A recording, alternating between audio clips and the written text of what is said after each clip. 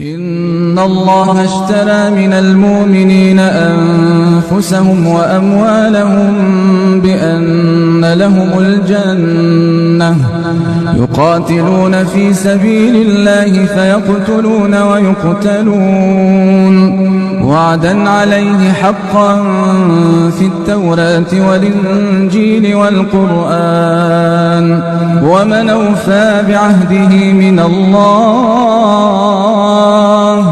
فاستبشروا ببيعكم الذي بايعتم به وذلك هو الفوز العظيم. التائبون العابدون الحامدون السائحون